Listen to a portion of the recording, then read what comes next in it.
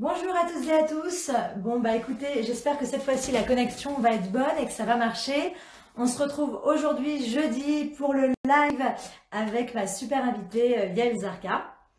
Donc j'espère que la connexion va être meilleure et qu'on va pouvoir commencer ce live. Salut Mounia. Donc on attend l'invitée, hein, elle va se reconnecter et je vais pouvoir l'ajouter. Hop, donc j'attends qu'elle arrive. C'est pas ça. Elle va arriver. Bon, là, j'ai l'impression que c'est mieux. Dites-moi si par rapport à tout à l'heure, là, vous me voyez et m'entendez bien, parce qu'apparemment, j'étais floue tout à l'heure. Donc, dites-moi. Bonjour, bonjour à toutes et à tous. Je vois des fidèles, hein, il y en a que je vois toutes les semaines. Ça fait plaisir de vous voir. Alors, on me voit bien, super. Bon, bah, c'est que ça marche. Bon, bah, maintenant, on attend Mademoiselle Yael Zarka qui va arriver. Ouais, bah écoutez, j'ai changé de pièce. Alors, peut-être que du coup, ici, je capte mieux. Donc, tant mieux si ça marche. Alors, hop, hop, hop. En même temps, je défile parce que je regarde tout. Voilà, je regarde vos commentaires. Hop là. Alors, bon, bah, je vois pas Yael, hein. Elle va arriver. Elle se fait désirer parce qu'elle était super à l'heure. Et voilà, ça y est, elle arrive. Elle était plus à l'heure que moi, alors c'est bon. Elle va arriver, normalement ça va être bon. Et on va pouvoir commencer ce live. Le temps que vous vous connectiez. Ah, Coucou, ah là, super, voilà. Elles m'ont dit aussi que elles me voyaient bien, elles m'entendaient bien. Bon, j'ai bien fait de changer de pièce. ça marche. Bon, comment ça va? T'étais en Eh train ben, de bronzer dans ton jardin, c'est ça? C'est pour ça non, pas du que... tout. Non, non, pas du tout. Écoute, j'étais en train de préparer mon cours pour les enfants. Le D'accord. jeudi, c'est le cours pour les enfants. Donc voilà, là j'ai fait le cours, pas facile, hein. Franchement, les cours pour enfants comme ça en vidéo, En vidéo, ça sans devrait les être... voir, des activités, je me sens un peu toute seule dans le monde imaginaire de l'enfance. Donc voilà, surtout que je pense que les enfants, bon, j'envoie la vidéo, je fais le travail, mais je suis pas sûre que beaucoup d'enfants regardent la vidéo à la maison, hein. Mhm. Donc D'autant qu'il faut que les parents soient disponibles du coup pour accompagner les enfants dans le cours ou pas? ben, je pense qu'ils ont essayé au début, mais là, déjà, ils s'en sortent pas déjà avec tous les cours en ligne, les devoirs, l'école et tout ça. Moi, c'est pareil, hein, la Yann, il a inscrit à des activités. Honnêtement, je ne les fais, Difficile. enfin, on les fait pas tous, on n'arrive pas à suivre le rythme, en fait. Ça fait beaucoup. Mhm. Et toi, comment vas-tu? Ben écoute, moi ça va. Ben, toujours pareil, hein, comme toi, enfermée à la maison, à parler toute seule à la caméra, Oui, des c'est heures ça. et des heures par semaine. C'est clair. Je dis pas Vivement la reprise en vrai. Mais ouais, d'ailleurs, je crois que c'est à peu près en ce moment qu'il doit y avoir le discours ah oui. du gouvernement concernant la reprise, enfin l'ouverture de tous les établissements de sport et de danse. On verra. On croise les Bah doigts. voilà, on croise les doigts pour que les conditions d'hygiène soient, qu'elles soient réalisables, quoi. Parce que c'est Mm. sûr que là, actuellement, l'État, c'est pas vraiment réalisable. Enfin, c'est très, très compliqué à mettre en place. Mm. Donc voilà, écoute, on croise les doigts, mais en tout cas, normalement, je pense que ça devrait être quand même plutôt positif. La situation s'améliore en général. Oui, oui, oui, Donc, bien sûr. Non, mais là, normalement, ça devrait réouvrir, mais avec des conditions voilà. strictes. Et, voilà, il faut laisser le temps à l'été de réparer les choses. Et ensuite, je pense qu'en septembre, il n'y aura aucun souci, tout sera rentré en place.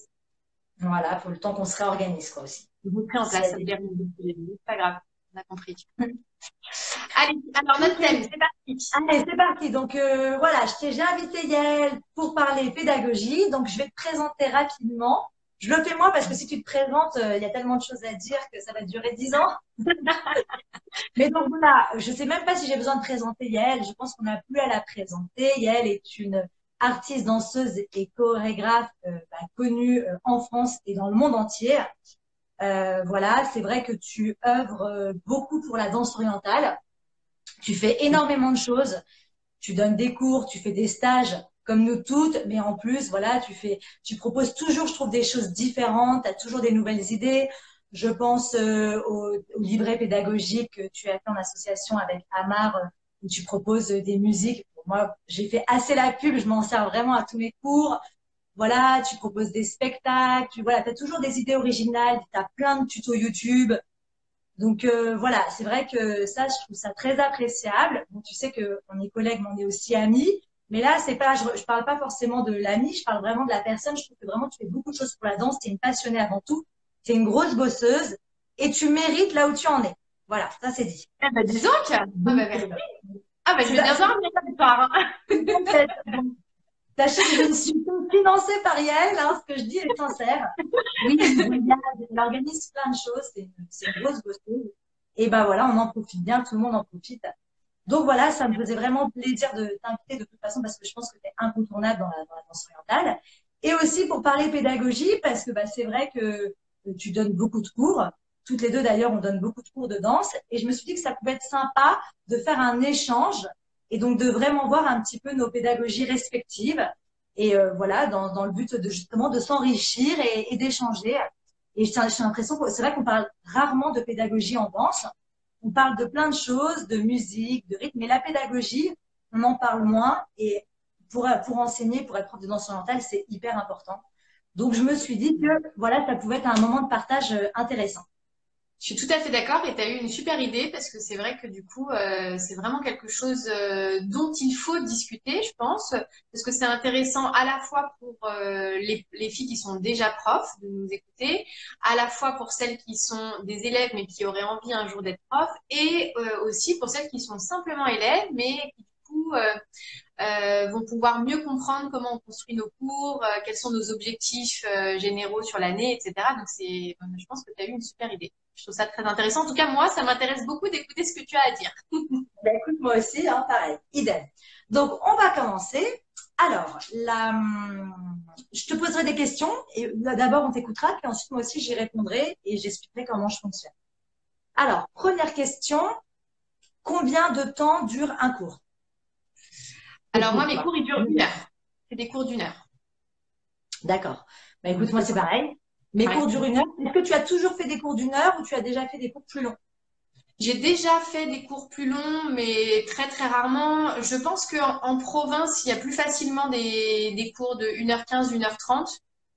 Mais sur Paris, région parisienne, quasiment tous les cours durent 1 heure, tout simplement parce que bah, c'est le speed de la région parisienne. Les gens n'ont pas beaucoup de temps à consacrer à leurs cours de danse et également parce que les créneaux de location des salles de danse sont très prisés. Donc malheureusement, on se limite souvent à 1 heure. Et toi, tu as déjà fait des cours plus longs? Bah, quand j'ai commencé, alors moi c'est vrai que la prof avec qui j'ai commencé, Myriam Deyou, faisait des cours d'1 heure et demie. Donc après moi quand j'ai commencé à enseigner, tout au début, je me suis calquée sur son modèle et je faisais des cours d'1 heure 30. Après, effectivement, j'ai eu la problématique suivante. Déjà trouver des créneaux dans une salle, c'est déjà très difficile. Donc quand on arrive par exemple à avoir une soirée, bah forcément, et qu'on a envie de répondre à la demande, par exemple poser des cours enfants, ados, adultes et de faire différents niveaux, à 1 heure et demie, c'est de luxe. Il faudrait vraiment avoir une école et être tout seul dans l'école. Donc très vite, j'ai dû aussi faire des cours plus courts. Donc, je suis passée à 1 heure et quart et ensuite je suis passée à 1 heure. Et actuellement, je gère une école de danse. Et c'est clair que dans mon école de danse, c'est impensable de faire des cours d'1 heure et quart ou d'1 heure et demie. Sinon, on aurait la moitié de créneaux en moins. Donc voilà, on essaie, je préfère avoir des cours de niveau, vraiment différencier les niveaux pour avoir une pédagogie plus adaptée et du coup faire des cours moins longs qu'avoir des cours plus longs mais avec tous les niveaux un peu mélangés. Parce Je que suis c'est ce tout qu'on à fait devrait faire d'accord si avec on faisait toi. des cours plus longs. Oui, bien sûr. Et alors, ce que tu dis, en fait, c'est très juste. Moi, c'était pareil quand j'ai commencé. Alors, on avait en plus, on n'avait pas la même prof, mais ma prof était une des élèves de Myriam Douyou. Et donc, du coup, mes cours aussi duraient 1h30, ce que je suivais. Et donc, maintenant que tu me le dis, quand j'ai démarré, je pense que j'ai commencé avec des cours d'1 heure 30 et en fait, j'ai trouvé. Alors, il y avait deux raisons qui m'ont fait changer. La première, c'est que j'ai trouvé que c'était un petit peu long, 1h30 en fait, surtout après une journée de boulot pour les élèves. Rester concentré 1h30 à 100%, c'est pas évident, donc vaut mieux faire un peu plus court, mais avec de la qualité de concentration, j'entends. Et la deuxième raison, c'est celle que tu as citée, c'est qu'en fait, quand j'ai démarré, j'ai ouvert des cours débutants, ensuite des cours intermédiaires, et ensuite, ben, en fait, si on a envie de pouvoir avoir un niveau avancé en plus des niveaux débutants et intermédiaires, il faut que du coup les cours soient un peu plus courts, justement. Voilà. Donc sur ça, écoute, on fait la même chose. Après, attention, on n'est pas en train de dire que les cours d'1 h 15 à 1 h 30, c'est pas bon, mais c'est une question après de logistique et de gestion. Tout à Après, fait. chacune. Moi, c'est vrai, et je pense que sur ça, on va se rejoindre. Moi aussi, je suis assez dynamique, donc je sais qu'une heure, je vais tout donner, toute mon énergie. C'est vrai que peut-être 1 h 30, il y a plus de longueur, donc je préfère quand c'est bien concentré. Je suis d'accord. Tout à fait d'accord. Et d'ailleurs, Voilà. si dans ceux qui nous écoutent, là, si vous êtes élève ou prof, mettez-nous en commentaire quelle est la durée du cours que vous prenez ou que vous donnez. Ça serait intéressant. Très bien. Alors, question numéro 2. Prépares-tu tes cours? J'espère. Si oui, si tu les prépares, comment est-ce que tu les prépares? Est-ce que c'est pas, tu te filmes et du coup ton cours est en vidéo? Est-ce que tu prends des notes? Et est-ce que parfois ça t'arrive de partir ou de carrément, est-ce que tu fais de l'impro? Tu pars en improvisation totale sans aucune préparation? Alors, Sans non, être non, sincère, hein, on va être honnête. oui, non, mais alors, en toute honnêteté, non, non, mes cours sont 99% du temps préparés. S'ils sont pas préparés, c'est que j'ai eu un souci, ce qui peut m'arriver, parce que mes cours, je les prépare chaque semaine. Je suis pas sûre que toi, tu fonctionnes de cette façon-là. Mais moi, moi, je fonctionne vraiment au feeling. Donc, je ne suis pas capable de préparer mes cours. Par exemple, je repense à une de mes collègues qui me disait cette semaine qu'elle prépare tous ses cours cet été pour la saison à venir. Moi, je suis absolument incapable de faire ça parce qu'en fait, je m'ennuierais totalement. Et du coup, si je m'ennuie, les élèves vont s'ennuyer aussi. Et comme c'est une passion avant tout, j'ai vraiment besoin de m'éclater dans les cours. Et donc, pour m'éclater, je prépare les cours chaque semaine. Et je les prépare en fait beaucoup avec des coups de cœur musicaux. C'est vraiment ça mon inspiration, c'est les coups de cœur musicaux. Quand je trouve des musiques qui me parlent, ça me donne tout de suite des idées sur ce que j'ai envie de créer et de transmettre aux élèves. Donc c'est plutôt ça mon fonctionnement. Donc chaque semaine, je prends des notes et je filme. Je fais les deux pour la simple et bonne raison que j'ai une très mauvaise mémoire. Donc, si je prépare le lundi et que j'ai rien noté ou filmé, le mardi, j'ai tout oublié, je recommence à zéro. Donc, une mémoire de poisson rouge. Du coup, je prends vraiment, enfin, tout est préparé. Non, je vais pas dire tout est préparé. Je me laisse toujours une petite part d'improvisation, disons. Ça peut être 5 minutes dans le cours qui va pas être préparé et qui là va être à nouveau au feeling un peu en fonction de ce que j'ai envie de faire et en fonction de la réceptivité aussi des élèves parce que des fois elles ont plus ou moins d'énergie, plus ou moins le moral, elles sont plus ou moins nombreuses aussi donc j'ajuste un peu en fonction. Et j'ai également un petit cahier dans lequel je prends des notes concernant mon cours débutant uniquement sur les mouvements que j'ai enseignés dans l'année. Je note au fur et à mesure pour me rappeler ce qu'il faut que je continue à enseigner, parce que des fois, sinon, je pourrais penser avoir enseigné un mouvement et en fait, c'était une autre année. Et Voilà. est-ce que du coup, dans tes cours débutants, tu as une espèce de répertoire de mouvements de base à faire pendant l'année? Ça. Voilà, c'est ça. D'accord. Exactement. D'accord. Mais Donc, c'est tout. je pensais à coacher aussi. Pour les autres niveaux, non. Et du coup, mes cours sont vraiment différents chaque année parce que, comme je te disais, comme je fonctionne au feeling, je ne reprends pas du tout les mêmes cours d'une année sur l'autre. Mais c'est vraiment par rapport à mon plaisir personnel, hein, parce que je pourrais 5 ans plus tard reprendre les mêmes cours, mais j'en suis pas capable parce que je suis en plus une insatisfaite permanente. C'est qui? C'est ton fils ou c'est ton mari? Non, excuse-moi, c'est mon mari qui me dit, il est gentil, il me dit, Sia, je crois que tu as un problème sur ton live parce que j'arrive pas à le voir, il n'arrive pas à se connecter. Ah bah non, Ah si, oui, il y a oui. des gens qui disent c'est génial, foufou, je sais Oui, pas. donc tout le monde arrive à se connecter. Bon, Peut-être bah que tu dis-nous. m'as excuse-moi. Excuse-moi, du coup, et je croyais que c'était mon fils qui arrivait, donc j'ai bloqué la porte, excuse-moi. Oh, La vie j'ai envie de de célibataire pour faire mon famille. métier correctement. Ah. Donc, écoute, donc, excuse-moi, donc j'ai pas trop capté la fin. T'en étais à, oui, je me parlais du répertoire de base. Voilà. D'accord. Bon, mais Ça c'est bon, marche les très bien. copains, en tout cas, du tout, ça fonctionne. Et toi, Alors, du coup? alors, Je attends, sais pas juste si avant de tu parler de comment je marche, j'ai vu juste tes commentaires avant. Sur la durée, tu sais, tu as dit aux filles de répondre. Il y a une personne qui disait qu'au niveau de la durée, elle s'adaptait, que pour des cours d'initiation, elle va faire 45 minutes et pour des cours avancés, 1 h 15. Oui, c'est une bonne idée aussi. Parce qu'effectivement, c'est pas la même chose une initiation ou un cours avancé, on peut faire plus long, elles sont en meilleures conditions. Donc voilà, je trouvais ça intéressant comme remarque. Alors pour mes cours, donc alors moi contrairement à toi, alors je fonctionne par coup de cœur au niveau de la musique comme toi. Pour préparer mes cours, c'est très important le support musical. J'ai besoin de trouver une musique qui me parle et ensuite je vais la travailler. Par contre, vu que je mets énormément de temps à trouver les musiques, je travaille sur la même musique 2 à 3 séances. En général, c'est sur 3 séances consécutives. Alors, ça a ses avantages, ça a ses inconvénients. L'avantage, c'est que ça nous permet pas juste de travailler peut-être 20 secondes ou 30 secondes, une petite variation, mais à apprécier une musique. Alors, peut-être si je fais pas des chorés de 6-7 minutes sur 3 semaines, mais peut-être au moins 2-3 minutes. Voilà. Ça permet aussi de répéter.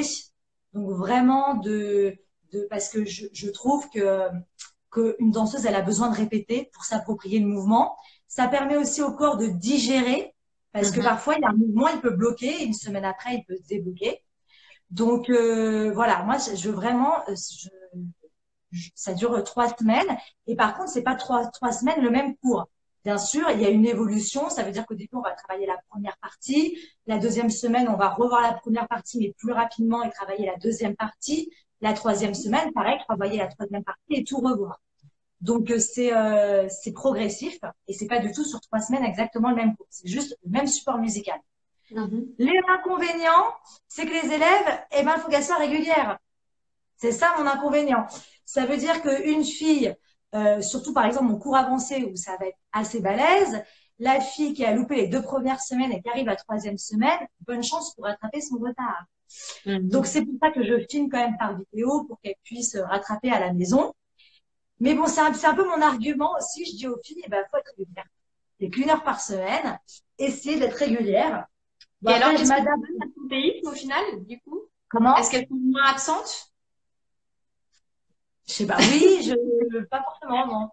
Pas forcément, mais du coup, alors, c'est pour ça que j'ai quand même réadapté mon système. Parce que quand je vois qu'il y a, de toute façon, c'est ça, il faut s'adapter. Si je vois qu'il n'y a pas eu d'absente, je fonce et je fais mon programme. Par contre, quand je vois, ça peut arriver, des grèves, c'est l'hiver, il neige, il fait froid, tout le monde est malade. Quand je vois vraiment qu'il y a beaucoup d'absentes, à ce moment-là, je travaille sur la même musique, mais en 3 parties. Et en fait, je travaille juste la partie selon le cours. Donc, celles qui ont fait les 3 cours, elles auront la continuité de la chorégraphie. Celle qui a fait juste le cours 2, elle aura la deuxième partie de la chorégraphie. Voilà. C'est vrai que, par exemple, en avancée cette année, j'ai plutôt fait ça. Plutôt que d'à chaque fois tout revoir et tout reprendre, on faisait juste la partie à étudier. Et c'est la petite cerise sur le gâteau pour celles qui sont présentes sur les 3 séances. Et elles ont toute la chorégraphie et pas seulement une partie. Quand tu dis toute la chorégraphie, c'est-à-dire qu'en tout, ça fait combien de temps? Ça dépend. Ça peut être entre 2 et 4 minutes. Je fais les avancées. Je peux faire 4 minutes facile. C'est un gros morceau, du coup. Voilà, c'est pour ça qu'en gros, je travaille morceau par morceau, 1 minute 30 par 1 minute 30. Ça dépend. Là, pour un cours avancé, pour un cours débutant, je vais choisir des musiques plus courtes. Ou alors, je vais faire des montages. Je n'arrête pas de faire des montages de musique. J'ai des musiques de 6 minutes. Je les raccourcis pour qu'elles soient plus courtes et que ça rentre, mais qu'il y ait au moins un début, un milieu, une fin. D'accord. Donc, ça me met du boulot. Mais voilà, c'est vrai que je choisis ma musique pour 3 semaines. Là, moi, vraiment, ce que tu fais, de changer toutes les semaines de musique, je galère déjà tellement à trouver une musique pour 3 semaines que si je devais changer toutes les semaines, c'est un autre travail énorme. Donc, je préfère faire des montages et plus chorégraphier que chercher des musiques toutes les semaines. Après, c'est après selon. Alors, moi, en fait, je sais qu'on avait déjà discuté de ça. Pour moi, le fonctionnement donc sur 3 semaines d'affilée, il fonctionnerait pas parce que les filles qui suivent mes cours, même si j'ai quand même un noyau régulier, mais j'ai quand même de l'absentéisme parce que je pense que c'est parce que j'enseigne principalement sur Paris et que sur Paris, en fait, mes élèves n'habitent pas à côté de la salle de danse. Il y en a qui font 1h30 de transport en commun pour venir à mes cours. Elles viennent en fait de toute l'Île-de-France, donc vraiment de toutes les banlieues. Donc, en fonction de leurs emplois du temps, en fonction du boulot qu'elles ont à faire quand elles sont étudiantes, etc. Du coup, j'ai quand même de l'absentéisme. même si elles sont de façon, enfin, elles sont régulières sur l'année, mais elles ratent de temps en temps des cours. Et le souci, c'est que je peux pas prendre le risque que mes élèves arrivent à la séance numéro 2 et qu'elles se découragent parce elles ont raté la séance numéro 1 et que du coup, elles n'aient plus Bien envie sûr. de venir. C'est-à-dire, en fait, elles le font une fois, ok, mais sauf que la prochaine fois, quand elles ratent la séance numéro 1, elles risquent de se démotiver pour la séance numéro 2 et la séance numéro 3. D'accord. Donc après, je pense que c'est aussi parce que toi, ton école est en banlieue et que tes élèves du coup sont un peu plus proches. Je pense qu'elles font pas 1 heure et demie de transport de façon générale pour venir. Ça dépend. C'est vrai que mon fonctionnement, il marche très bien pour les cours plutôt débutants et inter 1 parce que c'est des filles de proximité. Par contre, pour mes cours interavancés, c'est ce que je disais, j'ai dû réadapter mon système et même si je travaille sur une même musique, chaque partie, je la travaille de manière indépendante. Je revois pas forcément tout parce que effectivement, enfin pas toujours, mais quand je vois que j'ai beaucoup d'absentes, je suis obligée de réadapter le système. Et donc finalement, de faire 3 cours totalement différents, c'est juste que c'est la même musique et c'est des parties différentes de la musique. Alors, ça m'arrive de prendre une musique et de prendre 2 bouts différents. Alors, en général, je ne travaille pas sur le même groupe. Je vais prendre un morceau sur le groupe intermédiaire et un autre morceau de la musique sur le groupe avancé, par exemple. Et du coup, celles qui suivent les 2 cours, elles vont avoir les 2 morceaux qui s'enchaînent. Mais c'est pas le D'accord. même cours pour ne pas avoir besoin. Moi, j'essaye vraiment de pousser mes élèves à venir, même quand elles ont raté des séances, qu'elles ne se démotivent pas parce qu'on le sait de toute façon, c'est tellement difficile de garder les élèves motivés jusqu'au bout de l'année. On sait qu'à partir de janvier, il y a déjà un épurage naturel qui se fait chaque année. C'est quelque chose de tout à fait normal et c'est le cas de toutes les profs de danse. Mais du coup, pour essayer d'avoir un maximum de filles qui restent motivées jusqu'au bout, c'est la solution que j'ai trouvée. Alors, pour moi, l'avantage aussi, c'est que on va travailler davantage la musicalité en fait sur les séances, la musicalité et les transitions. Donc, je vais faire ce fonctionnement de mini combinaison à tous les cours. Et ensuite, en général, fin janvier, on travaille une chorégraphie complète sur plusieurs séances d'affilée. Mais là, elles sont prévues à l'avance, elles ont les dates. Donc, le but, c'est vraiment qu'elles puissent s'organiser pour être présentes sur ces dates-là. Et on filme les séances pour qu'elles puissent rattraper. Mais honnêtement, toi aussi, tu disais que tu filmes. Est-ce que les filles rattrapent réellement avec les vidéos? Je me tâte. Bah, en tout cas, elles sont moins perdues, tu vois. Au moins, elles savent de quelle musique on parle, quel style. Elles peuvent Oui, un peu la visionner. Elles sont moins perdues. oui. Mais Mais en fait, je me dis toujours que nous, on est des passionnés, donc nous, évidemment, on rattraperait et évidemment, on aurait envie d'avoir les infos, etc. Mais les filles qui viennent dans nos cours, elles sont pas forcément passionnées. Elles ont un boulot et une vie privée. C'est juste 1 heure de hobby dans leur vie. Et donc, du coup, des fois, elles n'ont pas forcément envie de consacrer du temps toute seule à la maison pour s'entraîner. Alors peut-être que là, la situation du coronavirus va faire un peu évoluer les mentalités, puisque du coup, on a un peu plus pris ça va l'habitude être de un travailler peu- en vidéo. À voir, on va voir le résultat l'année prochaine. Hein. Oui, c'est ça.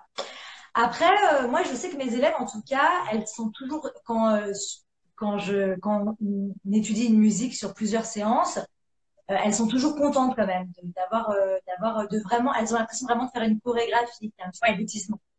Après, attention, c'est ma structure générale, mais je ne fais pas que ça. C'est-à-dire que j'ai quand même des cours parenthèses, des cours où on va pas du tout travailler de choré, ça va être des cours que techniques, ou un cours spécial bassin, ou un cours spécial bras.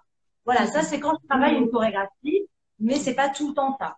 Même si c'est la majorité des cas ça, j'essaye de varier quand même les cours pour pas que justement ne pas toujours avoir la même structure, la même routine, sinon on tombe dans l'ennui professeur comme élève. Donc parfois, j'essaie de faire du changement, que ce soit dans l'échauffement, dans l'étirement, dans le cardio, d'inverser les phases. Voilà. Je suis tout à fait d'accord. Mais après, de toute façon, on le sait, on peut pas faire plaisir à tout le monde, donc on essaye de faire plaisir à la majorité, ou en tout cas de faire plaisir aux élèves en alternance. Je pense à ça parce que cette semaine, du coup, dans mes cours en ligne, puisqu'on fait, enfin, pour ceux qui nous écoutent, on fait tous des cours en ligne en ce moment. J'ai fait un cours, enfin la semaine dernière, j'ai fait des cours uniquement réservés à la technique, où j'ai révisé toutes les bases qu'elles devaient maîtriser sur cette saison. Et donc, pas de chorégraphie, juste de la technique. Et j'ai eu en fait des retours à 50-50, c'est-à-dire 50% des filles qui m'ont dit génial, j'ai adoré la séance, ça fait du bien de revoir les techniques. Et 50% des filles qui m'ont dit ouais, bon, bah ok, bon, non, mais c'est vrai, il faut travailler les bases, mais quand même, c'est pas très excitant, on s'ennuie un peu. Donc, Oui, non, mais c'est pour ça que c'est bien de changer et il faut savoir contenter tout le monde. Mais on contentera jamais tout le monde, donc c'est bien en tout cas, ouais, de se exactement. diversifier. Et juste pour répondre à la question, au niveau de ma préparation, j'ai un cahier, je note tout pour tous mes cours. Vraiment, je note la structure de mon cours, les mouvements qu'on va faire et tout ça. Et en plus, j'ai aussi une petite mémoire de poisson rouge, c'est-à-dire que j'ai une mémoire de court terme et pas de long terme. Donc, je me filme en plus Ton d'avoir tout cahier. noté. Et ton cahier, il te sert pendant l'année, mais est-ce que tu le revois plusieurs années plus tard? Pas du tout. Pas Parce que du je suis tout. comme, je marche au feeling. Donc, ce que j'ai fait il y a 6 mois, je trouve ça totalement nul 6 mois après. Je Voilà, n'arrive voilà. pas, Moi, pareil. j'arrive pas à me retrouver. Ma danse, elle évolue à chaque fois, comme toi, par rapport au feeling, à la musique. Donc, mes cahiers, à la fin de l'année, c'est dommage, hein. Mes cahiers de Ouais. cours vont à la poubelle. Même si ouais, Tu pourrais les vendre. Tu pourrais revendre tes cahiers. c'est vrai, c'est pas bête. Je vais être en place. Par contre, les stages, je garde. Les stages, je garde la trace Oui, écrite. Parce moi, que pareil. le stage, c'est beaucoup de préparation. Et ça, je me dis Oui. que ça peut être réinvesti. Donc, Ouais. le stage, je garde. Toi aussi? Alors moi, exactement le même fonctionnement. Mes stages, alors pas mes stages de chorégraphie, ça, j'ai pas besoin de prendre des notes particulières. Par contre, tous mes stages dans lesquels il y a des parties théoriques ou dans lesquels il y a des thèmes assez précis, là, tout est noté dans mon ordinateur. Et quand je ne perds pas mes disques durs, ça me permet de revoir mon travail plusieurs années plus tard. Alors souvent, comme tu dis, de remodifier aussi. Je pense notamment à un stage que j'avais fait sur l'interprétation. J'avais préparé un gros stage sur l'interprétation, la musicalité. C'était un stage qui m'avait demandé des semaines et des semaines de préparation. Et du coup, ça m'a permis 3 ans plus tard de reprendre le même thème en ajustant parce que du coup, j'avais des nouvelles idées et puis il y a aussi on voit très bien nous en tant que prof qu'il y a des choses qui fonctionnent et des choses qui fonctionnent pas sur nos élèves par rapport au programme qu'on détermine au départ. Donc ça permet de retravailler la même base. Des fois d'ailleurs, je suis surprise, je me dis ah, c'était bien ce que j'avais fait, j'aime bien. Oui, voilà, Et puis alors des on a fois, des je me bonnes dis oh idées. là, on s'ennuie, c'est Ouais. nul. Ouais, c'est ça. Ouais, ça dépend. Ouais, mais c'est pour ça qu'on a vu vraiment, c'est un stage, c'est quand même plus de préparation qu'un cours. Et puis après, ça dépend quel niveau aussi. C'est marrant parce qu'il y a Chirine78 qui a laissé un commentaire et qui a dit qu'elle était inscrite à nos 2 cours en ligne. Ah, ah. Alors, je Et alors, voudrais savoir si tu trouves que nos pédagogies se ressemblent ou si tu trouves que c'est totalement différent. J'aimerais bien savoir. d'accord. Alors, donc, je t'ai posé la question, voilà. Ensuite, je voulais savoir du coup, comment tu organises tes cours en général, même si on est d'accord, on peut changer. Mais voilà, par quoi tu commences, par quoi tu termines, la structure du D'accord. cours en général. D'accord. Donc ma structure, c'est donc effectivement la même sur toutes les séances et de temps en temps, je change un peu le contenu pour adapter quand j'ai des thèmes en particulier. Donc la structure principale, c'est que je démarre par un échauffement. Dans cet échauffement, on a une partie ostéo-articulaire, c'est-à-dire pour les os et les articulations, en douceur sur une musique douce. Et ensuite, un échauffement cardio pour faire monter la température du corps. Et cet échauffement cardio, il varie un peu en fonction des années. Il y a des années où c'est juste, où c'est un peu plus axé fitness, on va dire. Et là, cette année, j'ai fait une chorégraphie cardio qu'on a dansé toute l'année. Bon, encore une fois, il y a des filles à qui ça plaît, d'autres à qui ça plaît moins. C'est pour ça qu'il faut changer à chaque fois. Donc ça, c'est pour la partie échauffement. Souvent après le cardio, je fais un exercice alors de renforcement musculaire ou de préparation pour la danseuse. Donc ça peut être un exercice pour les pointes de pied, un exercice de gainage, un exercice d'équilibre, un exercice d'assouplissement. Chaque semaine, un petit exercice différent. Ensuite, on a la partie technique, donc dans laquelle je décompose. Alors, on revoit des mouvements qu'on connaît déjà et on décompose des nouveaux mouvements ou des nouvelles combinaisons de mouvements. Quand je dis combinaison de mouvements, ça va être de 2, 3, 4 mouvements maximum. Hein, c'est pas une petite chorégraphie.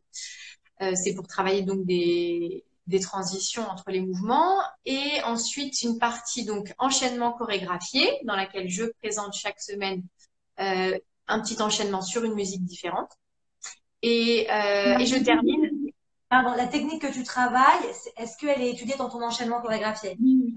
Voilà, donc soit je pars de la technique, c'est-à-dire des fois je me dis alors aujourd'hui je veux travailler tel et tel mouvement et quand je vais choisir ma musique, je vais faire en sorte de replacer les mouvements que j'ai déterminés dans la partie enchaînement chorégraphié, soit je fais l'inverse, c'est-à-dire que je pars de mon enchaînement chorégraphié pour choisir les mouvements techniques que je vais enseigner dans la partie technique. Voilà. Et je termine toujours le cours pour les élèves. Comment ça se passe? Du coup, tu montes la chorégraphie et tu dis aux élèves quels sont les mouvements que vous voulez travailler sur cet enchaînement? Ah non, non, non, non, non. Moi, en fait, je redécompose tous les mouvements qu'on va travailler dans l'enchaînement. Du coup, ça nous permet de préparer en fait l'enchaînement tout en se concentrant sur la technique et pas sur la musicalité. Et ensuite, on redécompose le tout sur la chorégraphie. Et donc, je termine par des étirements. Étirements et comme on en a discuté beaucoup ces derniers temps ensemble et comme Ali on a touché un mot aussi dans votre dernier live, qui est très intéressant d'ailleurs. Ce qu'on appelle étirements pour nous, les danseuses orientales, c'est pas des étirements assouplissements de fin de séance, d'accord? C'est plutôt un retour au calme, une relaxation, une détente. Donc, c'est vraiment quelques minutes pour faire redescendre un peu l'excitation, la pression, la tension et pouvoir sortir du cours plus détendu. Bah écoute, nos cours se ressemblent beaucoup. C'est pratiquement pareil, sauf une phase que je fais en plus. Mais donc, sinon, comme toi, échauffement ostéo-articulaire, cardio, travail des appuis, surtout travail des appuis et d'équilibre. Ensuite, après, je fais la partie technique.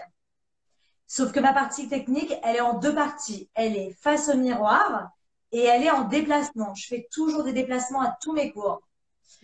Donc vraiment, elles vont au fond de la salle et on se déplace. Ça peut être des diagonales, ça peut être juste traverser la salle, ça peut être une ronde. Peu importe, mais on se déplace. Toujours le mouvement en déplacement. Et ensuite, je travaille pour terminer l'enchaînement chorégraphique ou la partie de la chorégraphie. Et je termine avec des étirements qui sont comme toi, pas des vrais étirements, mais plutôt un retour au calme. Je fais toujours le même, vu qu'en occidental, on utilise beaucoup les lombaires, le bassin. Je me mets toujours en quadrupédie, à quatre pattes, et puis on fait dos rond, dos plat. Après, on étire le petit chat. Voilà. Je termine toujours là-dessus. Donc, ça se ressemble beaucoup. Oui. En même temps, tant mieux, puisqu'on fait partie de la même formation professionnalisante. On n'est pas complètement opposés. On aurait pu avoir des pédagogies totalement différentes avec une bonne structure. Mais c'est sûr. Alors, je pense qu'il y a plein de pédagogies différentes, plein de profs qui vont avoir des exercices, des déroulements un peu différents. Mais je pense que la base, c'est quand même la même. Déjà, la base, c'est de préparer ses cours. Si on ne prépare pas ses cours, ça me paraît compliqué d'avoir un cours de qualité construit. Et surtout d'avoir un programme évolutif sur l'année, parce qu'il y a aussi ça, c'est que c'est pas quand on fait des cours par rapport à des stages, on n'est pas sur un one-shot d'une séance. Il faut une progression, il faut quelque chose, il faut un travail approfondi sur l'ensemble de l'année. D'ailleurs, je repense, tu disais que quand tu travailles la même musique sur plusieurs séances, ça te permet d'approfondir les mouvements. Je suis tout à fait d'accord et je pense que c'est très très bien et que ça doit faire beaucoup de bien aux élèves. Mais du coup, moi, comme je travaille pas de cette façon, ce que je fais, c'est que les mouvements qui ont posé problème sur la séance, je les replace la semaine suivante dans un autre enchaînement. Mais ça me permet quand même de les replacer parce que si on passe tout de suite à autre chose, bah, du coup, c'est jamais acquis. Bah, c'est très très bien, oui. Du coup, oui, c'est vraiment complet et ça permet de revoir les mouvements, effectivement. Mais ça, tu l'as dit et j'insiste dessus. C'est vrai que pour moi, pour avoir vraiment un cours de qualité, il faut une progression et sans préparation de ces cours, ça me paraît compliqué d'y aller toujours en impro. Forcément, il y aura des loupés. Et puis aussi, parfois, l'impro peut bien se passer, d'autres moins bien, parce que c'est vraiment lié à l'énergie, à sa propre énergie, à l'énergie des élèves. Il suffit qu'il y ait un élève qui nous déstabilise pour qu'on perde ses moyens. Donc, on a une préparation, ça nous aide. Ça permet également de mieux gérer son temps. Ouais. Parce que si on prépare forcément, tout de suite, ça va être plus structuré, plus clair. Donc, je pense aussi que si on veut vraiment, si c'est vraiment, on veut vraiment enseigner, en faire son métier et faire comme ce qu'on fait, parce que je pense que toutes les deux, on donne à peu près une dizaine de cours par semaine, c'est bien de préparer. Puis sinon, en plus, je pense qu'avec le nombre de cours qu'on donne, on se mélangerait totalement les pinceaux sans Oui, préparation. bien sûr, bien sûr. Oui, oui, je suis tout à fait d'accord avec toi. Alors justement, tu me demandais est-ce que j'improvise des fois dans les cours. Alors je te disais oui, bon, je peux me laisser des petites minutes d'improvisation. Mais toi, tu improvises parfois dans les cours? Alors oui, alors ça c'est au niveau, ça peut m'arriver, par exemple, d'avoir tout préparé sur mon cahier, sauf que c'est la troisième semaine et la musique, je n'en peux plus. Ça peut m'arriver. Ou alors, il n'y a pas assez de monde et je me dis, oh, je vais revoir un truc, elles sont pas là.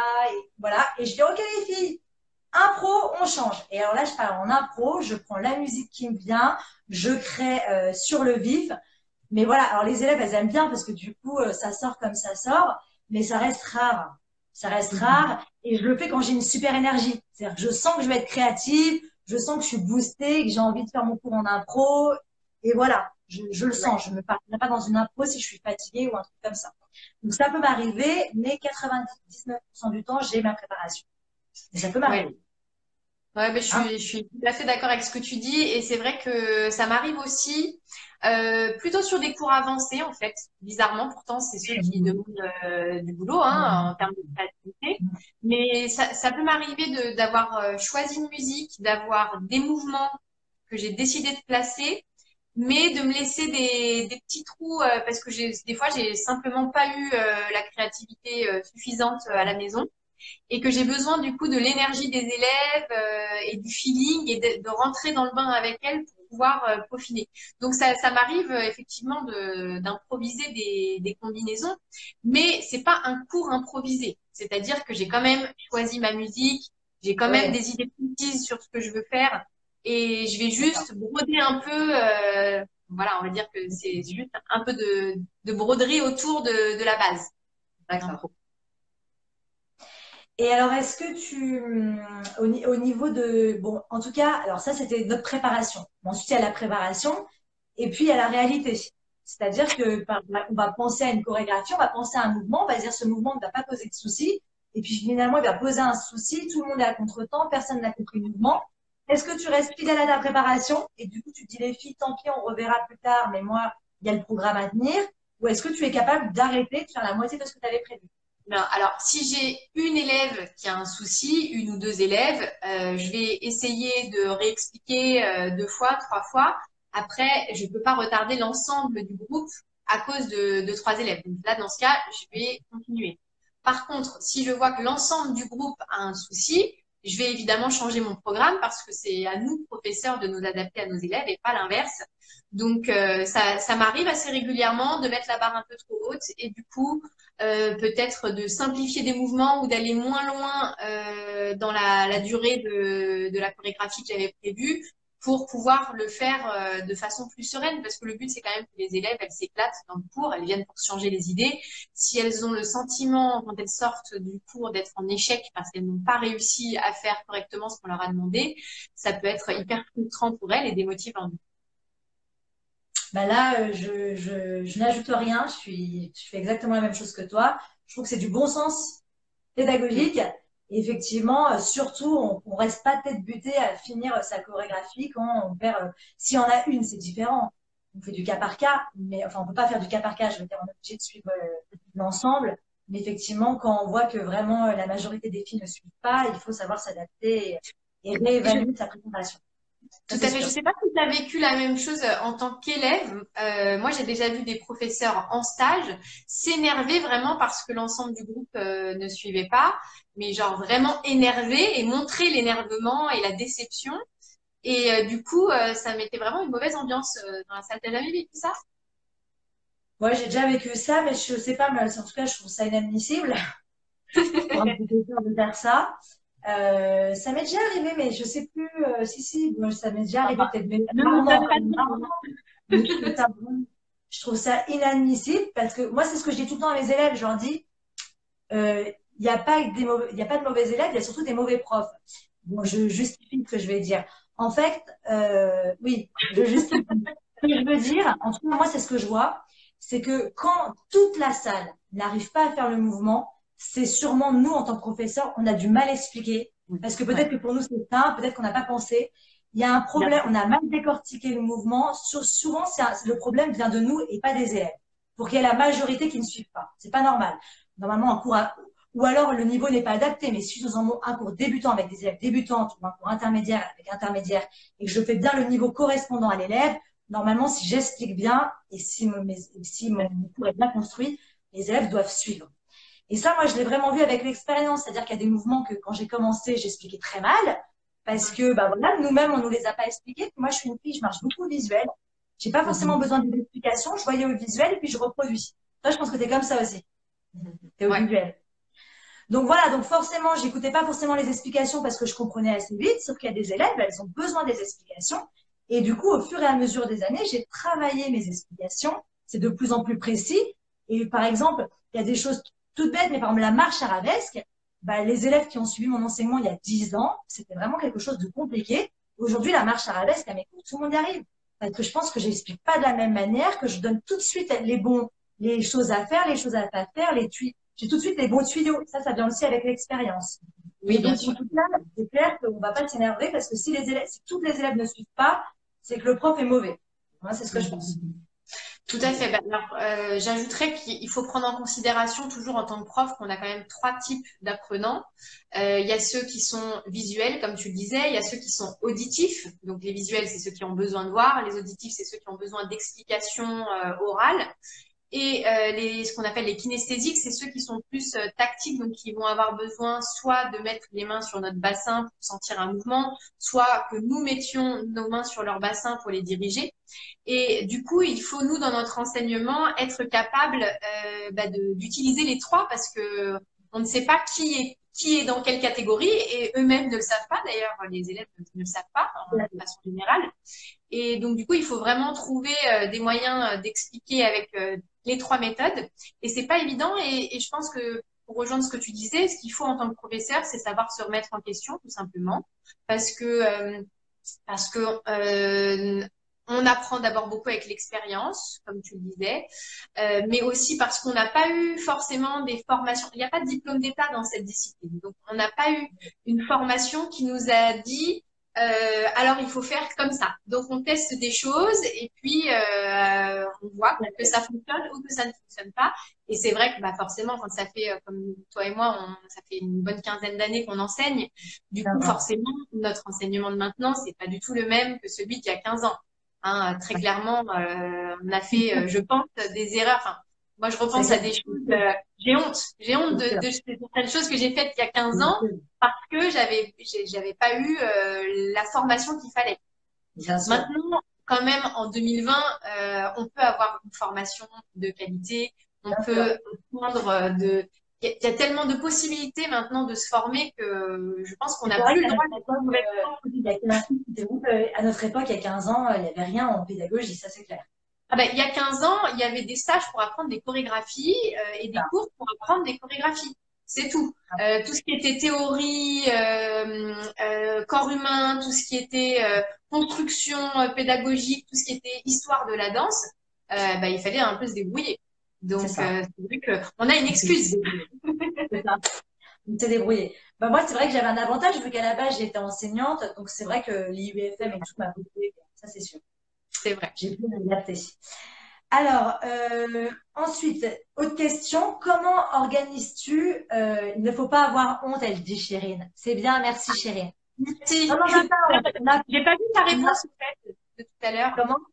J'ai pas vu la réponse à la question que tu lui avais posée. Est-ce qu'elle pensait que nos cours se ressemblent? Écoute, elle ne s'est pas mouillée. Elle a dit que les deux cours étaient très bien. Elle a dit que c'était quand même différent. Alors, je sais pas, elle a dit que c'était différent, mais que dans l'ensemble, elle voyait que nos deux cours étaient préparés et très structurés. Oui. Et je pense que c'est normal que c'est différent parce que on a deux personnalités différentes, on a des formations différentes aussi. On a comment? Des formations différentes aussi. On a des formations différentes. Oui, on a quand même eu des profs à la base, mais après, oui, on s'est formé différemment.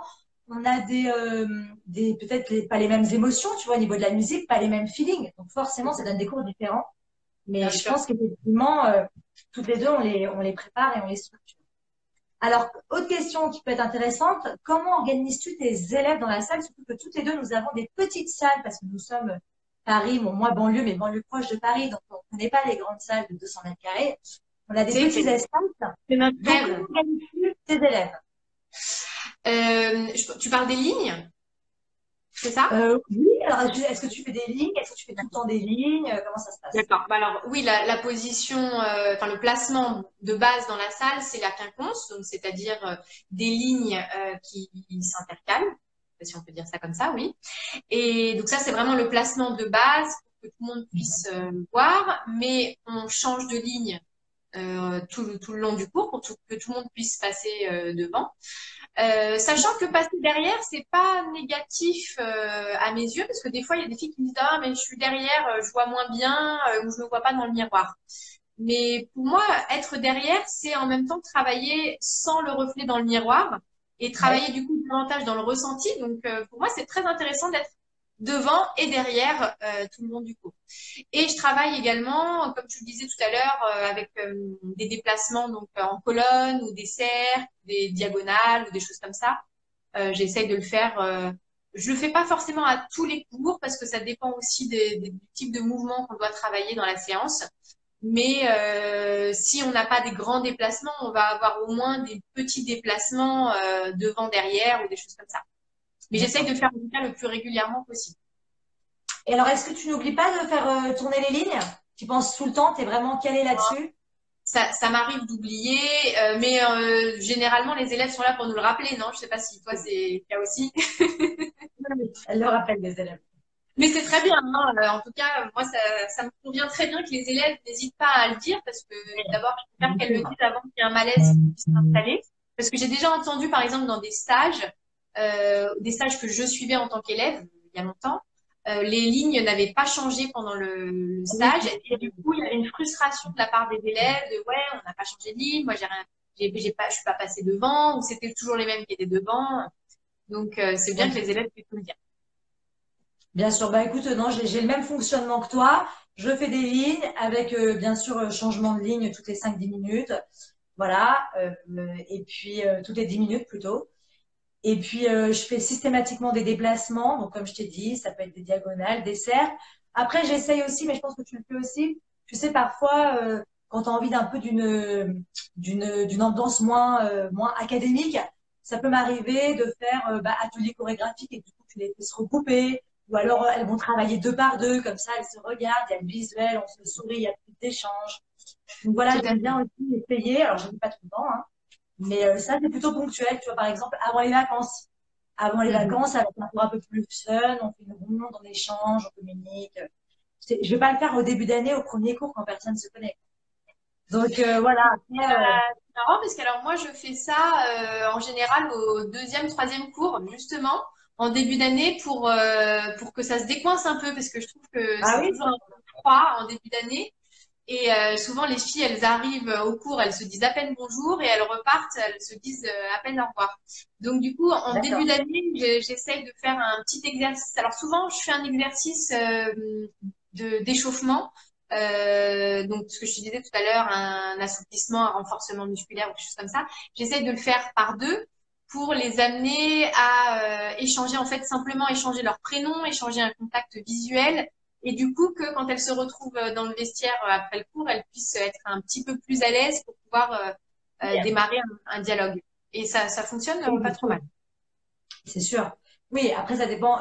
C'est ce que je fais aussi pour les enfants. Le premier cours pour les enfants, je les mets forcément en duo et je les fais, et elles s'interchangent comme ça, comme ça, elles découvrent leur prénom et tout. C'est sûr. En tout cas, je pense que ça soit pour la préparation, pour le cours, la structure de cours en lui-même, ou pour la manière de gérer les élèves dans l'espace, il faut du changement.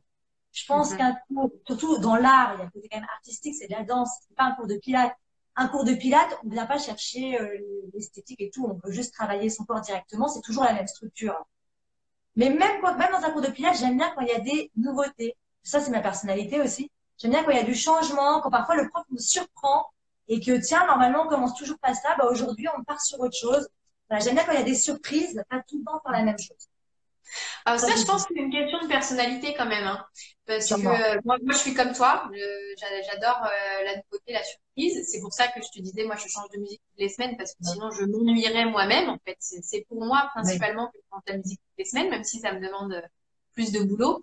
Mais de façon générale, l'adulte est quand même moyennement amateur de changement. Les adultes, ils aiment retrouver les mêmes, euh, les mêmes habitudes chaque semaine. Enfin, on sait, hein, plus on vieillit et plus c'est le cas. Il suffit de regarder nos grands-parents pour voir que dès qu'il y a un truc qui change, c'est la panique. Bien sûr. Euh, et ben, du coup, oui, pour les cours, c'est pour ça que, comme toi, hein, on essaye de garder la même structure toute l'année, ce qui nous empêche pas de temps en temps de faire du changement, mais du changement qui va se glisser dans les habitudes quand même. On va pas tout changer de A à Z Bien sûr. euh, pour Oui. pas éviter De mettre des de petits mixer. bouts. Ouais. Tout à fait. C'est sûr. Ah, le vestiaire, on échange beaucoup et on apprend aussi beaucoup sur le prof et sur les élèves elles-mêmes. Est-ce que, et parfois les élèves peuvent critiquer, est-ce que Yael, ça t'est déjà arrivé de passer et d'entendre des critiques sur toi? Non. Non, Non? mais c'est parce que je passe pas. Je préfère pas savoir. Oui, c'est ça. Moi, Non, je sais qu'il y a beaucoup de choses ça m'est qui jamais arrivé, disent. ça t'est déjà arrivé? Bon, une fois, je fais confidence là. Non, bon, je sais que mes élèves parlent beaucoup dans les vestiaires. Alors, les cours intermédiaires avancés, elles vont parler d'autres professeurs. Elles vont dire, ah, t'as essayé un tel, ce qui est tout à fait normal. Les cours débutants, bah moins, parce que du coup, ils vont plutôt dire, ah, mais je trouve ça dur et ça fait longtemps, mais c'est toujours aussi dur et tout ça. Mais une fois, j'ai eu une élève, je l'ai entendue, j'étais arrivée en avance, elle ne savait pas que j'étais là. Et elle a dit, mais bon, je peux rien dire, elle a dit, oh là là, il y a vraiment trop de monde au cours de SIA. Oh là là, il y a Ah, trop de monde. d'accord. Elle Mais c'est pas valait une tout le monde. critique envers toi. C'est pas une critique envers Non, toi. Alors ça, le monde, moi, c'est des commentaires que j'entends quand même régulièrement.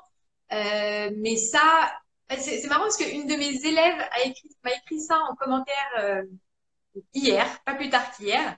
Elle me disait que il y avait du monde, un petit peu trop de monde dans mon cours, mais que c'était quelque chose qu'elle était totalement prête à accepter parce que pour elle, mon enseignement était d'une qualité rare. Bon là, je me lance un peu des fleurs, hein, mais d'une ouais. qualité rare.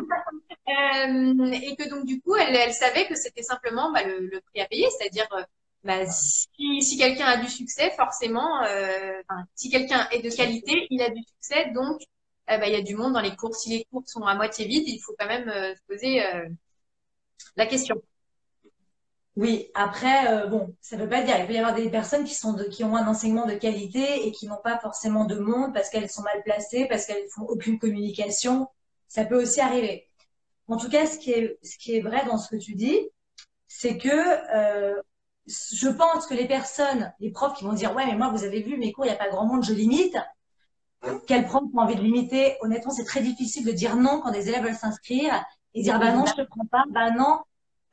Voilà, je pense que c'est plus simple de critiquer quand on n'a pas beaucoup d'élèves, forcément, et de dire, ah bah moi, je limite, j'ai un super qualité, oui, mais Oui, ça, je ne pas justement. je limite à 5 élèves dans mon cours.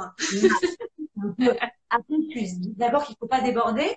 Après, nous, la problématique qu'on a, Yael, comme moi, c'est que, comme tu disais tout à l'heure, on a beaucoup de gens qui s'inscrivent, sauf qu'après, sur les présences, surtout dès le milieu de l'année, dès le mois de janvier, dès l'hiver, les cours se réduisent presque de moitié, au moins de trois quarts, voire parfois de moitié. Là, avec les grèves et tout ça, moi, c'était de moitié. Donc, moi, c'est ce que j'explique aux élèves. Je leur dis, écoutez, je limite à 24 élèves. Avant coronavirus, je limitais à 24 dans la salle. Je limite à 24, mais sachez que 24, ça va arriver peut-être une ou deux fois dans l'année. On sera jamais 24. En moyenne, on sera 20 jusqu'au mois de janvier. Puis après, ça va descendre à 16, 17. Voilà. Exactement. Bon, Il y bah, a moi, ça c'est la même chose, hein. parce que Donc c'est je vrai sais qu'en un début d'année, c'est plus chargé. Mais comme tu dis, voilà, il y a un tri qui se fait naturellement chaque année. Et c'est l'expérience aussi qui nous l'a montré. C'est-à-dire qu'au début, on limitait peut-être un peu moins de monde. Sauf qu'après, on finit l'année avec très peu d'élèves parce que chacune a bah, ça, simplement des choses à gérer dans sa vie. Donc voilà. Alors, je vois Sarah qui dit, oh là là, rassurée de voir que c'est pareil chez vous à partir de janvier. Ah oui, non, mais Sarah, rassure-toi, hein, c'est tout le monde pareil, hein. Et c'est dans toutes les disciplines pareil. Il faut pas, là-dessus, il faut bien sûr se remettre toujours en question parce que il faut vérifier que c'est pas parce que nous, on se comporte pas correctement ou parce qu'on n'a pas préparé assez nos cours ou parce qu'il y a une mauvaise ambiance dans notre cours. Il faut évidemment se remettre en question par rapport à ça, mais il y a surtout une réalité qui est que c'est des danses de loisirs. Et pareil dans le sport, combien de personnes se sont inscrites à la salle de sport et ont été 3 fois alors qu'elles ont payé à l'année? C'est quand même un schéma qu'on entend tout le temps, et ben pareil pour la danse. Hein. C'est clair. Non, et puis oui, bah, c'est ça. Moi, à la base, je limitais mes cours à 20 élèves. Sauf que quand j'ai vu qu'on terminait à 12-13, tu te dis c'est dommage, j'ai refusé des personnes qui, ça se trouve, elles auraient fait toute l'année. Donc c'est pour ça que bah, on doit rassurer les élèves. C'est ce qu'on leur dit, que vous inquiétez pas, on sera jamais 25 toute l'année Tout au à cours. fait. Tout à fait. Donc voilà. Et puis en plus de ça, c'est toujours difficile de refuser. Alors on en refuse quand même, hein, parce qu'on ne prend pas non Ah plus bah sans limite. évidemment. Non, On refuse, d'ailleurs, quand je vois qu'il y a quelque complet, bon bah c'est complet. Hein. Ça veut bien dire que tu refuses.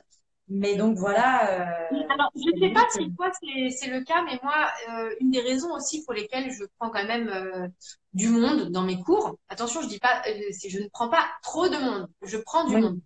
Mais c'est que moi, j'ai vraiment besoin de l'énergie du groupe et d'un grand groupe. En fait, si je devais donner un cours collectif à 10 élèves, mon énergie serait à 50% par rapport à quand je donne un cours collectif à 20 élèves.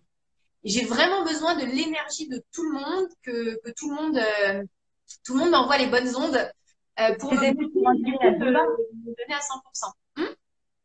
C'était faite pour enseigner la Zumba. Toi, t'en aurais eu du monde. Alors, non, non plus, parce que j'ai beaucoup besoin du contact avec les élèves, le contact visuel, l'échange à l'oral. Pour moi, c'est important. Et puis, j'ai besoin, moi, c'est vraiment un de mes plaisirs, c'est quand même de corriger les élèves pour les voir progresser. Donc, si j'avais 200 personnes derrière moi, mais que du coup, je fais mon truc toute seule sur ma scène sans regarder derrière, c'est pas ce qui me conviendrait non plus. Je sais pas si toi, ce serait quelque chose qui te plairait? Non. De quoi, de quoi? J'ai pas compris. De danser, de donner cours avec plein de monde derrière toi, mais sans avoir forcément de correction à leur apporter. Ça va le faire une fois de temps en temps, mais pas pour un Oui. quoi. Je l'ai déjà fait parce que quand j'ai commencé, j'étais prof au Club Med Gym. Et donc là, Ah j'étais ouais, chez le podium avec le micro, il y avait 50 élèves dans la salle. Et effectivement, bah, c'était des cours, voilà, je pouvais pas faire monter le niveau parce que je pouvais pas mettre de progression. c'est un autre type de cours. L'objectif, c'est pas de progresser, c'est de s'éclater. C'était musée. C'était plus un cours, ouais. C'était pas Voilà. la même chose. Par contre, j'ai pas forcément. Alors, si j'ai 4-5 personnes, oui, l'énergie est moins bonne. Mais je pense qu'à partir de 10-12 personnes, au niveau de mon énergie, à partir du moment où j'ai plus de 10 personnes, je suis contente, enfin, l'énergie est bien. Même parfois, quand j'ai même moins de personnes, je peux apprécier de faire d'autres exercices, d'autres choses. Bah, j'ai pas comme ça ce Ça truc de dépend, en ça fait, me ça donne de dépend l'énergie si à t'en la as vie. moins parce que tu as limité ou si c'est parce qu'elles sont absentes. Moi, c'est ça ma frustration, c'est quand Ah j'ai oui. 20 personnes inscrites et que j'en ai que 10 qui sont présentes. Oui, ça aussi, Ça c'est une frustration. Ouais, ça moi me aussi, ça vide me fait. l'énergie. Oui, Donc ça, les filles, il faut venir. Quand vous êtes inscrites, il faut venir, il faut être présente toutes les semaines. oui, oui, dans ce sens-là, moi aussi, je suis en train de dire, mais elle n'est pas là, je ne l'ai pas vue depuis longtemps, il faut que je l'appelle. Oh. Ouais, ouais, c'est sûr. Non, c'est sûr que quand tu vois, bah oui, parce que tu te dis qu'est-ce qui se passe, t'aimes bien t'avoir. Bah alors souvent, bah, c'est parce que voilà, en plus, nous, en région parisienne, c'est comme tu dis, c'est la vie speed. Donc voilà, il y a toujours mille et une raisons, mais c'est sûr que c'est plaisant quand tu as des groupes qui tiennent bien toute l'année, où tu vois il y a vraiment, il y a des groupes comme ça qui prennent. Hein. Moi, je sais que j'ai des groupes où tout d'un coup, il y a moins de monde, tu sais pas pourquoi, et puis d'autres où vraiment l'énergie reste, et il y a du monde toute l'année, quoi. Il y a aussi des énergies qui se créent au C'est niveau vrai. des individus. Alors, du coup, on va enchaîner, on va parler de la correction. Justement, donc toi, tu disais que tu aimais bien corriger tes élèves. Alors, est-ce que finalement, même si tu as du monde, tu fais des corrections vraiment de manière personnalisée, ou est-ce que tu fais des remarques plus générales parce que justement, tu as pas mal de monde dans ton groupe? Alors, je dis toujours que je fais de l'individuel dans le collectif, c'est-à-dire que je prends vraiment le temps de corriger les élèves individuellement. Je prends le temps de réexpliquer, de montrer le bon mouvement, de montrer l'erreur, etc. Donc ça, je prends vraiment le temps pour ça. Je ne sais pas si c'était ça ta question. Je fais quand même des remarques généralisées parce que d'abord, si je m'adresse à une élève, peut-être qu'en fait la correction, elle aurait été valable pour d'autres élèves. Donc je fais la correction. Recoucou les amis, bon bah désolé, on était arrivé à 1 heure de live, donc au bout de 1 heure la vidéo se coupe automatiquement. Donc on n'a pas fini, il nous reste encore, on parlait de la correction et voilà, ensuite on pourra conclure. Du coup je relance la vidéo pour la partie numéro 2, donc Yael est là, je l'invite à partager l'écran avec moi. On va attendre un petit peu que ça se reconnecte, désolé. On parle trop. Exactement, on a dépassé 1 heure, donc forcément ça s'est coupé. Alors ma vidéo s'est remise en IDTGV comme il y a 2 semaines, mais cette En fois-ci IGTV, pas en IGTV. j'y arrive pas. Ah, j'y arrive pas. Donc voilà, on t'a compris. Par contre, j'ai réussi cette fois-ci, j'ai mis aperçu, donc elle sera en aperçu sur Facebook et sur mon mur. Il n'y aura plus qu'à cliquer. Voilà. Là, j'ai bien fait les choses, mais du coup, je ne peux plus partager de live directement en story. Je ne sais pas pourquoi. L'option est partie il y a 2 semaines. Je peux C'est pas pas te plus mal dire. parce que moi, la vidéo, je l'ai maintenant. Tu peux la garder. Je peux la garder. Donc, bon, on va laisser un peu tout le monde se reconnecter. Voilà, donc de toute Bon, t'avais façon, lu un petit peu les commentaires, du coup? Puisque j'avais pas bien lu tous les messages passés. T'avais lu un petit peu? oui, oui, je lis, mais du coup, c'est vraiment quand il y avait des questions, des choses comme ça, qu'on est revenu plus. Voilà, mais quand les gens disent Yael, t'es top, super et tout, bon, bah, du coup, il n'y a pas de questions. Ah, mais il faut que tu me lises! Oui, ça fait plein de compliments, ça fait plein de compliments. Il y avait personne qui disait Yael est nulle, c'est une catastrophe, c'est Non, court. Non, non, ça va? il y a des élèves qui t'ont appelé chef. Hein. Ah! Pas. Ça, c'est les meilleurs élèves, celle-là. Voilà. Donc, Elles savent s'y prendre avec moi. oui, c'est ça. Alors, donc, pour reprendre. Voilà, on parlait des corrections. Ouais, pour reprendre sur les corrections, du coup, je disais qu'il y a des filles qui sont pas forcément ouvertes à la correction parce elles ont envie de se faire plaisir, elles n'ont pas forcément envie d'être corrigées. Encore une fois, il faut pas oublier que c'est une danse de loisir, donc il y en a qui n'ont pas envie de devenir des grandes danseuses, elles veulent juste se faire plaisir. Donc là-dessus, on a vraiment deux types d'élèves. Hein. Je pense que toi, c'est pareil. Il n'y a pas de raison que ce soit pas pareil. On a les filles qui sont pas très envie qu'on aille les embêter avec des corrections, et on a à l'opposé les filles qui, au contraire, sont très en demande de correction. Et d'ailleurs, parfois, je m'obstine un peu sur certaines élèves. Je fais des corrections. Je peux avoir une élève à qui je vais donner 10 corrections d'affilée, alors que celle d'à côté qui danse moins bien, je vais pas lui faire de correction. Et alors, ça m'est déjà arrivé d'avoir l'élève en question, celle à qui j'avais fait beaucoup de corrections, qui m'a dit oui, mais pourquoi tu t'acharnes sur moi alors que celle d'à côté qui fait moins bien que moi, tu lui dis rien. Et ben, tout simplement parce que je sais qu'elle est capable de progresser et qu'elle a envie de progresser. Et c'est pas le cas de tout le monde, donc je respecte le fait que certaines élèves n'aient pas envie spécialement d'être corrigées. Donc voilà, c'est pour ça que je fais des corrections générales parce que aussi les corrections, alors il y a des corrections qui sont essentielles, c'est celles qui évitent de se blesser. Quand une élève a une mauvaise posture, je peux pas ne pas corriger, c'est pas possible parce que j'ai une responsabilité en tant que professeur. Je peux pas la laisser se faire une entorse ou se faire un lumbago, c'est juste pas possible. Mais quand c'est juste pour peaufiner, pour approfondir, là du coup, je vais faire des corrections générales et de l'individuel pour celles qui sont en demande. Et toi? Très bien. Bah, tout pareil. Tout Pour pareil. le coup, ouais, tout pareil.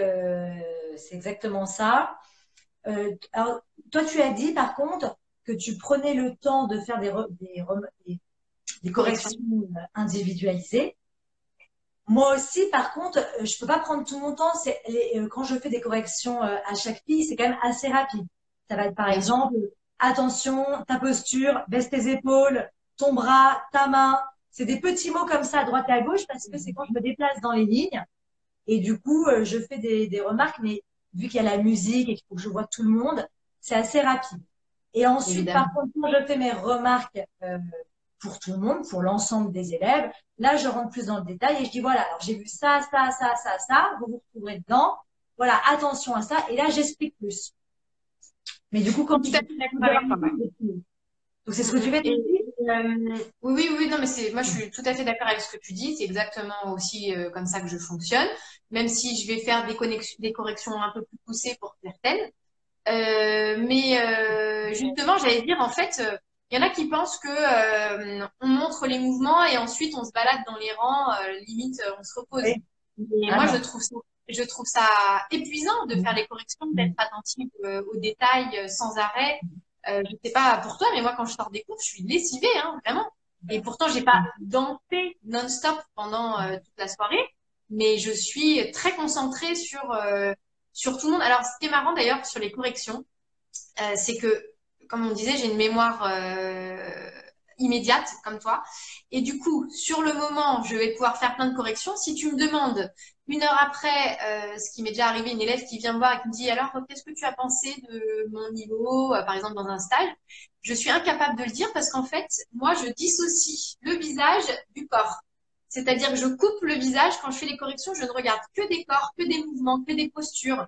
Et du coup, je suis pas capable, si tu me demandes après la séance comment tu étais, je suis pas capable de te le dire parce que j'ai pas le visage qui va avec le corps.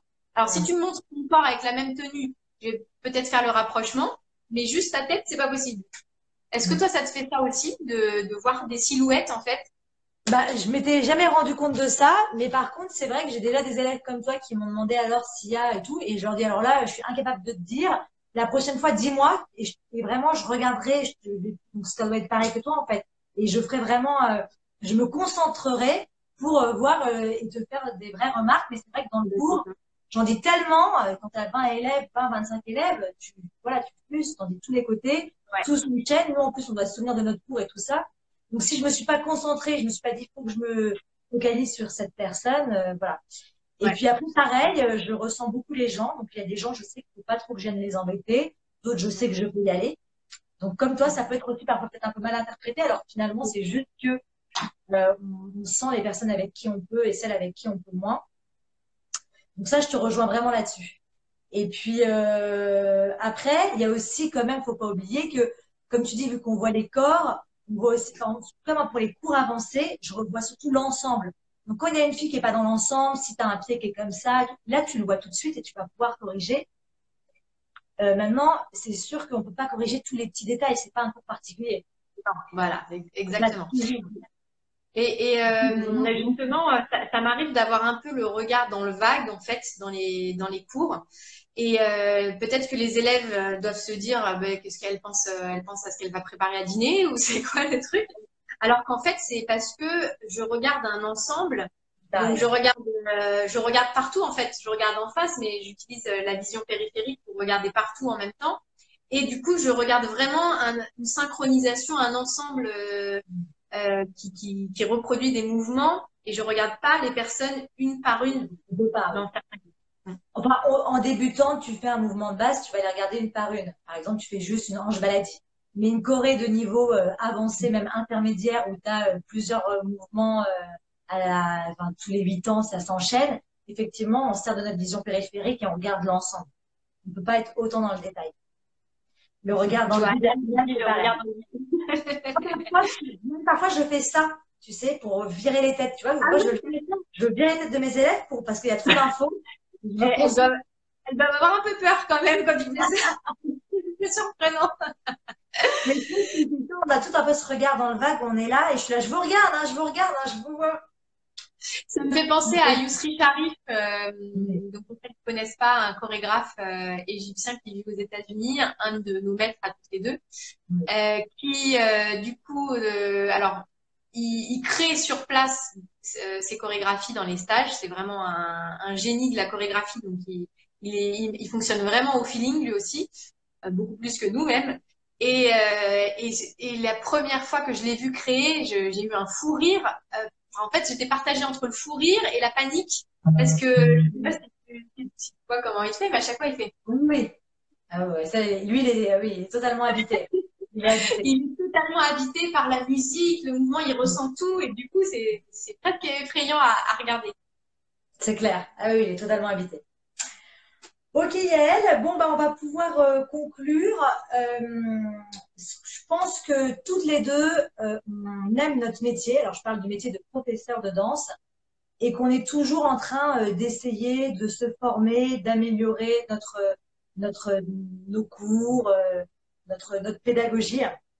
C'est vrai que même déjà en aparté, nous souvent on échange à ce sujet parce qu'on essaye justement de comprendre, de voir ce Presque que tous c'est les beau. jours, hein, on peut le dire. Hein. Comment? Presque tous les jours. Oui. Presque tous les jours. On parle beaucoup pédagogie. Bon, on en parle aussi beaucoup parce qu'effectivement, Yael, et tu vas un peu la présenter, tu as créé avec l'association Sultana la formation professionnalisante de danse orientale il y a maintenant 10 ans, c'est ça? Non, 8 ans, je crois. 8 ans.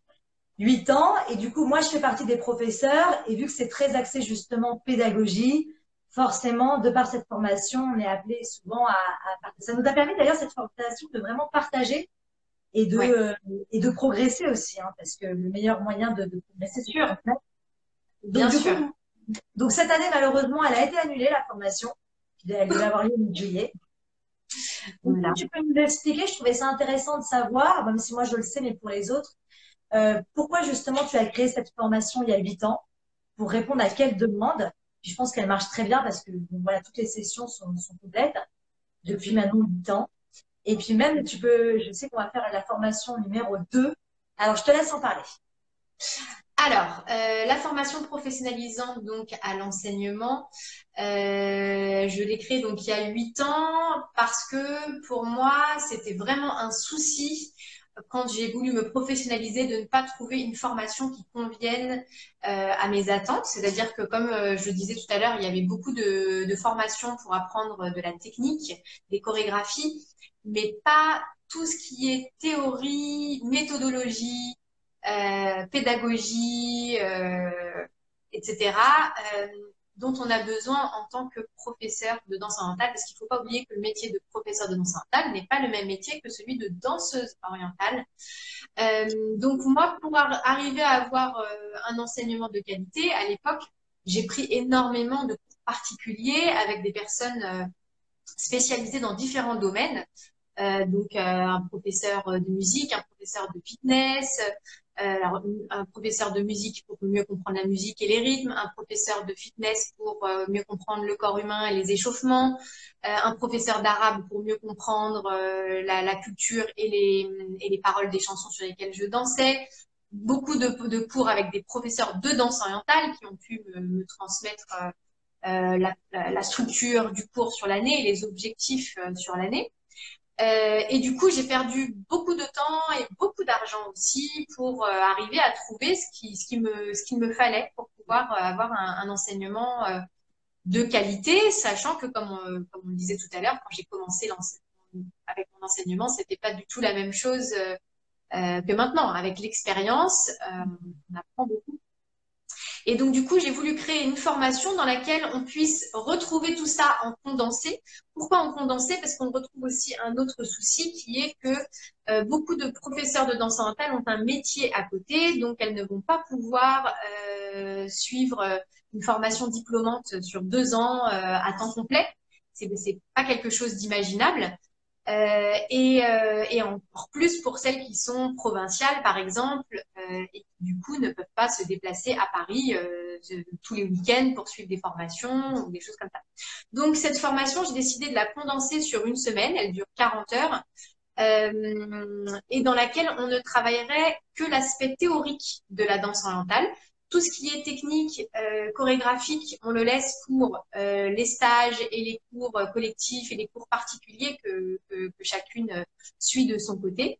Et on se retrouve donc une semaine avec une équipe pédagogique que j'ai sélectionnée parce qu'elle elle est à mes yeux une des meilleures, tout simplement et objectivement, dont toi. Donc, dans cette formation, on retrouve un module sur l'histoire et la culture de la danse orientale. On retrouve un module sur la musique et les rythmes de la danse orientale. On retrouve un module sur le corps humain Et donc, les échauffements, les étirements, la posture, etc. On retrouve un module sur la législation aussi, parce que c'est quand même aussi un souci qu'on n'ait pas les informations qu'il nous faut. On retrouve un module donc avec toi sur l'enseignement aux enfants, qui n'a rien à voir avec celui aux adultes, et toutes celles qui ont suivi la formation peuvent le confirmer. Ce que tu enseignes dans ce module, ça n'a rien à voir. Tu enseignes aussi les enseignements spécifiques, c'est-à-dire les stages, les enterrements de vie de jeune fille, les cours particuliers. Voilà. Et moi, j'enseigne deux modules sur la pédagogie, donc qui sont les apprenants, qui sont nos élèves, quelles sont les différentes façons d'apprendre, quelles sont les attentes de nos élèves, comment on doit se comporter par rapport à elles, comment on doit pouvoir se faire respecter et écouter en tant que professeur quand on est face à des adultes. Et également, bien sûr, tout ce qui est donc structure du cours, contenu du cours, évolution du cours sur l'année, objectifs par séance, objectifs généraux, objectifs par niveau, etc. Et également un module sur le travail chorégraphique, donc notamment en préparation du spectacle de fin d'année, pour celles qui sont amenées à proposer des chorégraphies pour leur spectacle. Et donc cette formation théorique, elle est, à la différence de la majorité des autres formations, elle est donc avec plusieurs professeurs. On est donc 6 professeurs avec chacun des formations spécifiques pour avoir plusieurs sons de cloche. Et c'est pour ça que du coup, toi et moi, on sait à la fois qu'on a des choses qui diffèrent dans notre pédagogie et aussi beaucoup de choses en commun, une majorité en commun, parce que c'est nos échanges pour créer cette formation ensemble qui nous a permis de mieux comprendre et aussi des fois de peaufiner, hein, parce que quand on fait les choses dans son coin, c'est hyper intéressant d'avoir des retours d'autres professeurs qui partagent leurs expériences. Tout à fait. Donc, dans cette formation, on ne retrouve pas la pédagogie Yael Zarka, par exemple. Non. On retrouve la pédagogie de 6 professeurs qui ont plein de choses à transmettre. Alors, en suivant cette formation d'une semaine, on ne ressort pas en étant une super professeure de danse orientale, qu'on soit bien d'accord là-dessus. C'est seulement des clés essentielles qui vont être données aux stagiaires. C'est de quoi approfondir ensuite les recherches pour aller dans la bonne direction, pour ne pas s'éparpiller, pour chercher les bonnes informations, avoir la bonne méthode.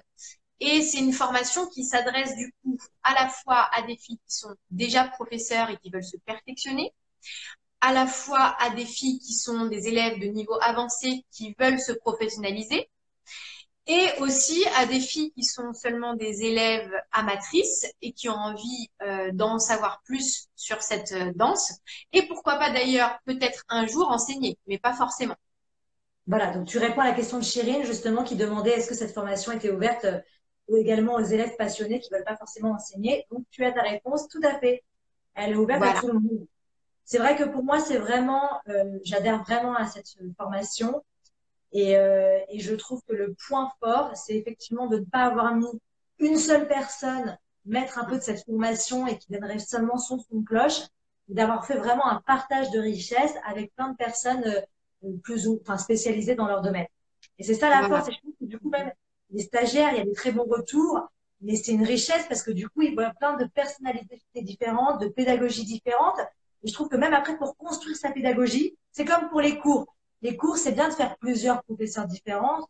Quand on veut vraiment arriver à un certain niveau, le fait d'essayer différents professeurs, ça nous permet justement de créer après son propre style. Si on est toujours resté avec la même personne, forcément, c'est bien de s'ouvrir. Et du coup, cette formation, c'est vraiment ce qu'elle met en avant. Tout à fait. Exactement. Et ben écoute, en tout cas, c'est une formation qui, on touche du bois, a du succès. Ça prouve bien qu'il y avait une demande très forte depuis le début. On a eu du coup, je sais pas combien, mais plus de 150 stagiaires pour l'instant qui ont suivi cette formation. Et donc, effectivement, cette année, la session de juillet est annulée à cause du coronavirus, comme vous vous en doutez tous. Mais elle est reportée à l'année prochaine. On se retrouvera au mois de juillet de l'année prochaine pour cette session de formation. Et donc, cette année, nous aurons pour la première fois le niveau 2 de cette formation au mois d'octobre. Donc, avec une autre équipe pédagogique. Mais là, en fait, c'est la seule professeure en commun, c'est toi. Voilà. Moi, mais Voilà. voilà, parce que j'ai voulu prendre d'autres professeurs qui pourraient ajouter encore d'autres informations sur leur pédagogie. Donc voilà, mais ça, cette formation-là, elle est accessible qu'aux filles qui ont déjà suivi le niveau 1. Donc, je récapitule, en octobre, ce sera le niveau 2 pour celles qui ont déjà suivi le niveau 1, et en juillet de l'année prochaine, ce sera le niveau 1 pour celles qui ont envie de démarrer et encore une fois, qui n'ont pas forcément envie de se professionnaliser tout de suite ou qui, au contraire, sont déjà professeurs. Vous êtes toutes les bienvenues. Dans cette formation, ce qui est très intéressant aussi, c'est qu'il y a beaucoup d'échanges avec les élèves pour que chacune puisse apporter des choses à cette formation, c'est-à-dire qu'elle puisse donner des conseils, donner son avis, donner ses expériences, donner ce qu'elle a pu elle-même vivre ou mettre en place dans sa propre ville, parce qu'on vient toutes de villes différentes, mais aussi il y a des filles qui viennent de l'étranger. Hein. Voilà, c'est ça qui est très intéressant. Voilà, donc n'hésitez plus. Là, je vois qu'il y en a une qui a dit je vais m'inscrire, c'est très bien. Il faut qu'il y en ait minimum 10 qui mettent je vais m'inscrire. Voilà. Bon, en tout cas, c'était super intéressant. Ça m'a fait plaisir de partager. Merci Yael d'être toujours enthousiaste à tous les projets et de toujours répondre présente. Donc, écoute, je te souhaite une bonne soirée. Prochain live la semaine. Ah mince, je ne t'entends plus. Ah si, non?